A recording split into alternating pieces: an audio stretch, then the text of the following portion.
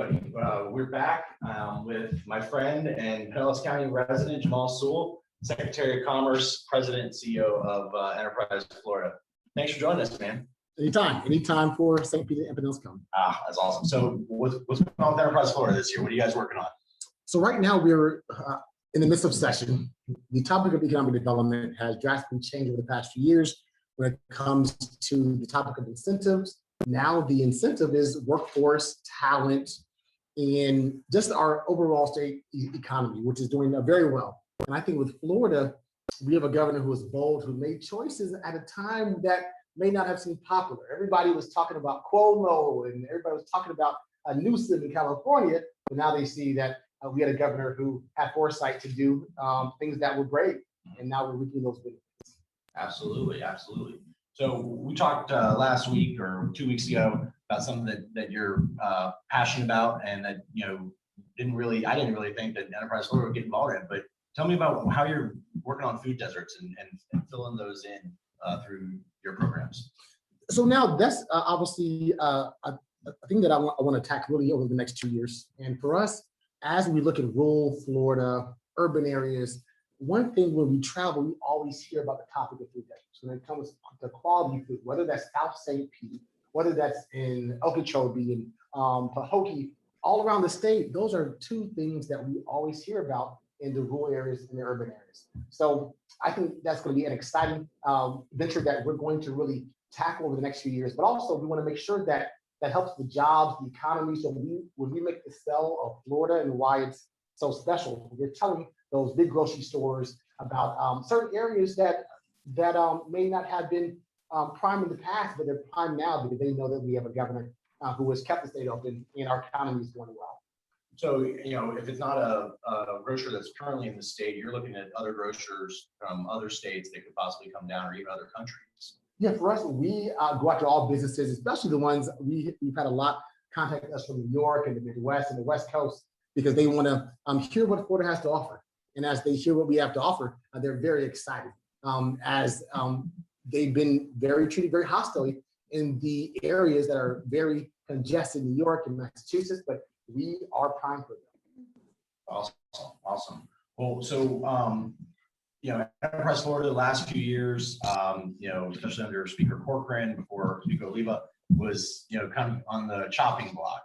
How do you feel the budget's going to be for you all this year with President Simpson and Speaker Sprouls? So right now, everybody knows that because of the COVID environment, the speaker's been very open about potential cuts and everything that, and this was even last year. But now we are in a very positive environment because the battles of the past are long gone, and thankfully those battles made us better. Those battles about the topic of incentives, about the need for them, we've been able to really focus on performance-based incentives that are really focusing on the talent, but also on the jobs that are created. So the company does not create the job, they do not get an incentive.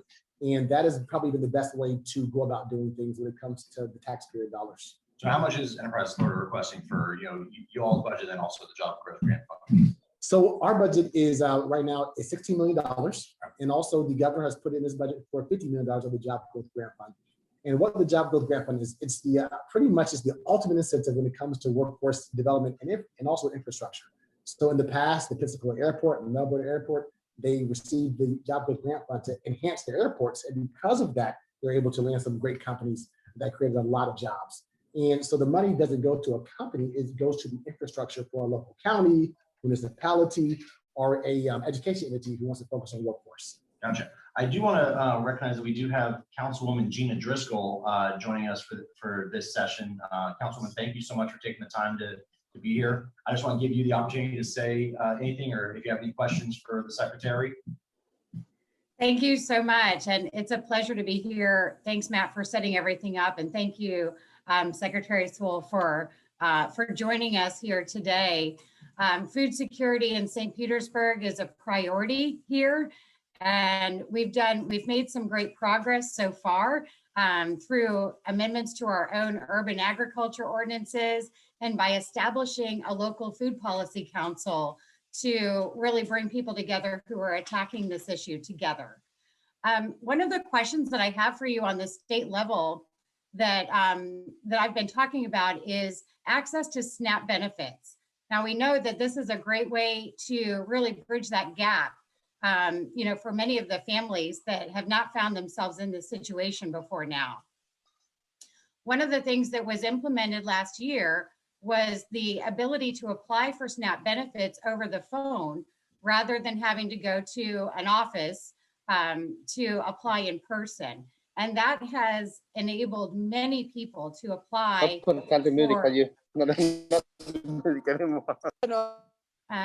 sorry, I just had a little feedback there. So what we're wondering is there a chance that that telephone application process can become a permanent thing so that more families can connect more easily with SNAP benefits? And the reason this is so important, just to give you a snapshot, in Pinellas County, there are over 150,000 people here alone that qualify for SNAP who are not getting those benefits right now. So we're looking for ways that we can connect people with SNAP more easily. So I welcome any comments that you have on that. So first, great question. You may not remember, but my pastor is a big fan of yours, Manuel Sykes.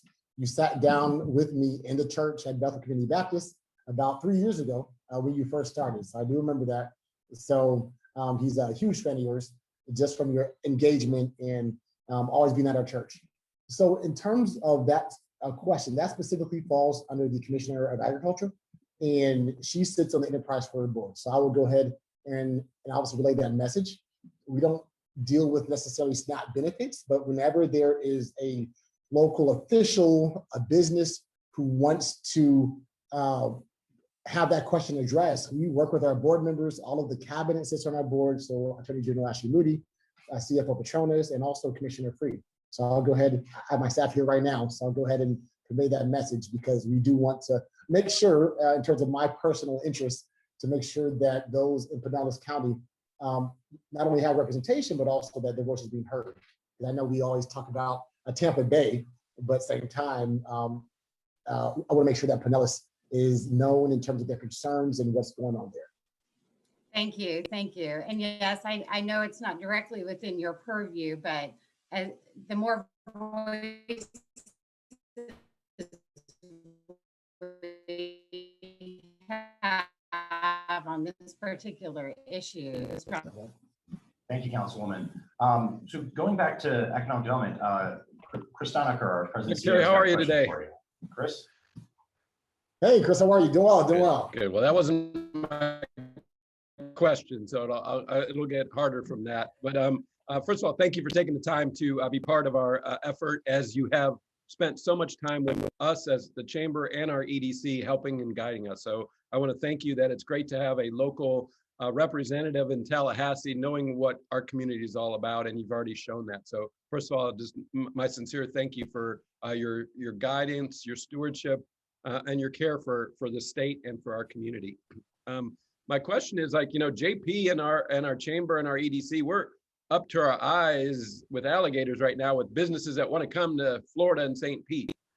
Help me understand from your perspective what you guys are seeing about just the kind of businesses that are going to come here, and the concern that, you know, we're starting to see about just so people can, we've learned now that people can live anywhere and work anywhere, right? So commercial real estate is going to be different, and which means that just economic development, business attraction is going to be different.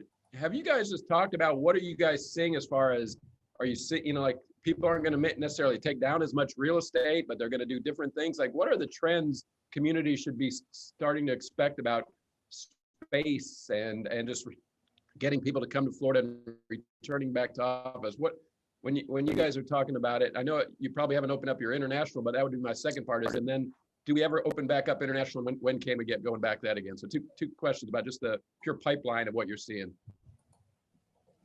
So on the pipeline, in 2019, the governor and I did several business development missions and trade missions around the world, to Israel. We did a few in New York, Chicago. And the work that we did in 19 was really, we saw the fruit of that in 2020. We had companies that had been ready in 19, but then they saw all of the success that we were having in Florida, especially from their states and cities being locked down.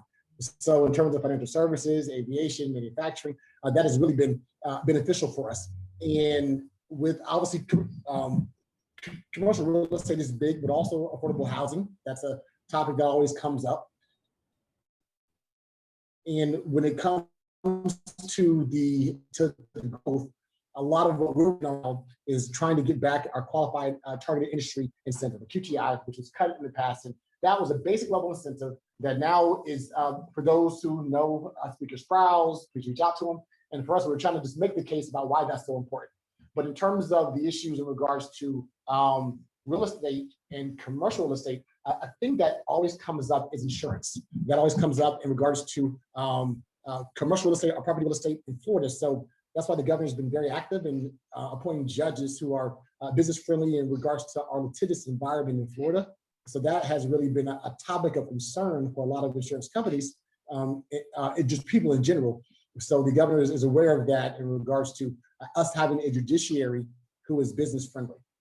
Got it. But the way that's going to affect the county is also the housing concern that you said. Got it. Well, just a thought for you guys is, what I'm seeing, the trend is Florida may be able to position itself for headquarter companies, big brand headquarter companies, because people aren't necessarily needing to move 1,000 people. They can keep 500 people in New York in their homes if they want to, but bring their headquarters here, bring their intelligence unit, bring their executive unit, bring the tax dollars to our community that they would spend at other places. So that's what I was just kind of looking for, is that sense of the pipeline is different here that we see. And it's a lot more headquarter companies that don't necessarily need to bring a lot of baggage with them. And I just wanted the state to be prepared for some of that as well. Well, definitely. And Chris, and for us, that has been a big topic, because so many people now want to live here while they may be teleworking and everything. So that right there is going to be key, especially when you look at the people who are under 40. I know Matt and I are right on that limit. Albie's like 30, seems a long ways to go and everything. But for us, it's definitely that younger group of people who are now about to start families, now wanting to settle down. They're looking to Pinellas and downtown St. Pete. And for them, that's really the key in regards to places where they can live, but also where they can grow and start a family. So right now, I've had countless individuals ask me about where to live, the cost of living, because now they can work in Florida while still having their primary employer be in New York or getting ready to leave New York to come to Florida. Yep, and then so comes with that, you'd mentioned the interest in QTI. I would just say, before you guys just say, hey, QTI is the answer, you may want to just look at it and go, what can we tweak about it, knowing that the pipeline in the world is different about what those folks really, how you want them to really behave for you. So that's all I would say is that I think you have an opportunity now to even take another look at QTI and see what it really needs to, what kind of incentive do we really want to create for those businesses that we want to bring here next. So. Yeah, thanks, Chris. Well, we do have Albie back joining us. So Albie, thanks for racing over from wherever you were. Albie, obviously, Charter Spectrum, national company, but how does Spectrum and Charter look at Enterprise Florida and how you guys can help being more businesses here? We look to them as critical, right? So we, Jamal and I actually had a great conversation a couple of weeks ago, right? And again, I know that we joke around about, how we say this is just Jamal, but at the same time, this is the Secretary of Commerce here for the state of Florida, for the 17th largest economy in the country, right? So again, this is I know that we're great friends, but I'm really honored to stand by your side and see all the great work that you've been doing here for the state. So again, thank you for everything. But from an internet perspective here, I'll ask you, because we had a little bit of that conversation. What role does broadband play in bringing companies to some of these other areas? I know that obviously St. Pete doesn't have some of those I guess unserved challenges from a broadband perspective, but can you talk a little bit more from a statewide perspective of how that can impact a business's decision to move over here into Florida? So a lot of businesses, when they want to come to Florida, they ask, do you have the talent for us, but also do you have the infrastructure for us? So rural outreach and affairs. And when you look at rural Florida, when you look at the areas that people may want more space where they want to live. That's the question that they always ask. So broadband is key to that, especially now that we're in this COVID environment. People have been working remotely, people who may not have ever thought about broadband or wanted to have Wi-Fi. And that's really a key component to companies who are now coming. So that's why we have the Job Growth Grant Fund that allows counties and local governments to then apply to have their broadband or infrastructure upgraded, and that allows them to become more marketable for companies who then want to relocate. Well, you hit on one of those questions of my follow-up question to you too, but with the Job Growth Grant Fund, but it's budget season now. We're halfway through session, right? So we just hit that midway mark. I know that the House was just presenting that in committee a couple of hours ago here too. What do you like? Obviously, I heard a little bit about that. What do you like in the budget? What do you think is some room for opportunity that we could invest more in our workforce here too? So now the governor had in his budget the $50 million for Job Growth Grant Fund, as I was saying with Matt, but also $50 million road fund with FDOT. And those are important because, again, the topic of economic development has become now so broad when it comes to education, when it comes to infrastructure, the judiciary, and even the workforce. So those things, obviously, there's going to be a lot of back and forth. But for those who are tuning in now, I think a key is going to be really the Tampa Bay delegation. And I say Tampa Bay because you have so many great leaders. You have State Rep Nick DeSigley, who Matt knows well. Obviously, Speaker Sprouse, and also State Senator Jeff Brandes, State Rep Ben Diamond, and also and several others in the area who are very passionate about Pinellas and the Bay Area. So we really need to obviously stay in touch with them, but also constantly make sure that that the word is getting out about the great work in St. Pete and Pinellas about broadband infrastructure. So anytime I have a question or issue, I always call Matt. Matt is your man. He knows everybody. And it was interesting because I went to undergrad at University of Florida, but in law school at Indiana University of Bloomington. So I'm a Gator and a Hoosier. There you go. Okay, almost perfect.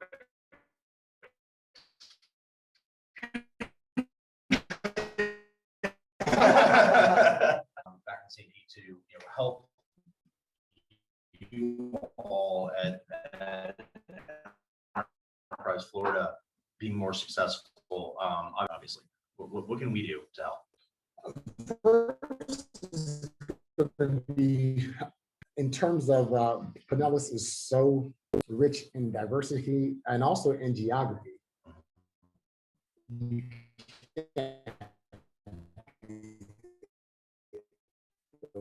Water, even is again, yeah.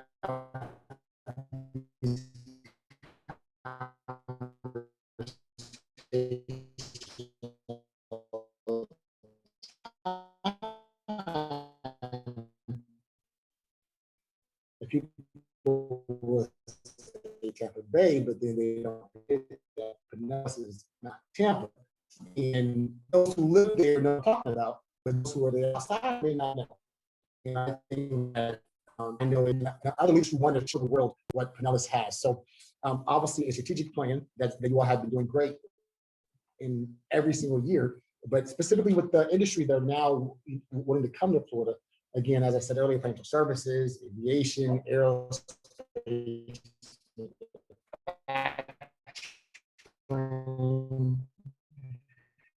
and those who specifically want to leave California, these really want to be in Florida. So let me ask you this. We have the Rays are the AL champions. We have the Stanley Cup champion Tampa Bay Lightning. We've got the Super Bowl champion Bucks. We have the East champion Rowdies. So, I mean, 4 championships, obviously 2 not being the total national. What effect does that have on your ability to lure people to Florida and to especially Tampa Bay area? It does. So right now, everybody knows you have a Tampa Bay into the champions and everything. Right. And that right there is automatic organic PR. And that organic PR shows Tampa Bay. What is it about the state of Florida that makes it so unique that now when you have champions, you have someone such as Tom Brady. And to me, that says that we are the place to be. And the world constantly says of these teams, that's the win for all of us. And I always say, even in sports, even though I'm a huge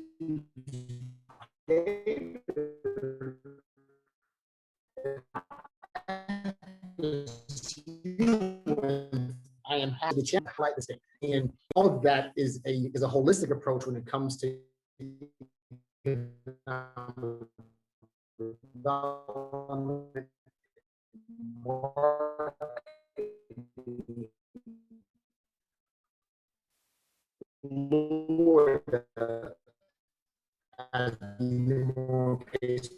tourism. So obviously, if you meant that the Rays will leave and, if they go to Tampa, that's one thing. But if they were to leave the state, do you have any information on like what type of economic impact there is for a smaller market like St. Petersburg versus Tampa? So market the state for a sporting event, Super Bowls, everything, Stanley Cups to sports championships. And the economic impact for sports in Florida is okay, because that helps the state, that helps the individual, that helps those who now have to be out there to feed their family, to sell their product. And during COVID, specifically, people in New York were saying, well, why are you open? What are you all doing? I said, it's easy for you to say that when you're behind an ivy tower, when you're behind a desk, when you have broadband and the internet and access. But if you're a single mother or a single father trying to sell a product to people in order to feed your family, that job is important when it's yours. So we want to make sure that we bring sporting events down here so people can then benefit from that development and that business that comes from having a football game or a hockey game or a baseball game. Have you any other questions for the secretary? Well, I wanted to ask one more. What can we do better in Pinellas? What is holding us back from just absolutely exploding with every business in the world wanting to come to St. Pete, Pinellas County? I think right now I remember the topics last year of the EDC change in Tampa and all that. In regards to either a slogan or something that is specifically unique to Pinellas that separates itself from Tampa, that's really key. Okay. Because again, people who have never lived in the area, they think, oh, it's all the same. They always say, they're like, no, it's very, very different. And to me, that's like saying the Gators and Simmons are the same. They have similarities, or saying the Hoosiers and the Boilermakers are the same. So it's very different. But we want to make sure that something that is so specific to Pinellas, whether it's Pinellas Pride or I mean, something so unique to it that when the world hears it, they say, oh, that's, I've never thought about that area. And it differentiates itself from Tampa. And that's really a key. And even though there is camaraderie and everything, but everybody wants their county to be the best for business. And I think that there's so many jewels in Pinellas that it just excites me every time I go back. I mean, you go to Tarpon Springs, totally different than Central County. You have the Greek culture there, the Greek Orthodox culture there.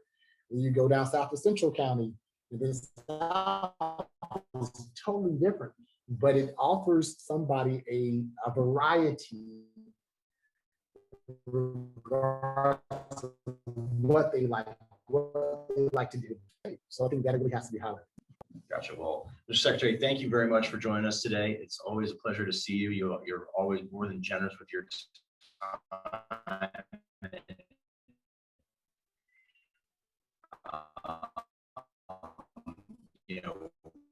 When conference start doing some of these mission trips, and chamber members can join you, and we start getting people coming to St. Pete, Pinellas County. Thanks. I really appreciate it. We're going to take a quick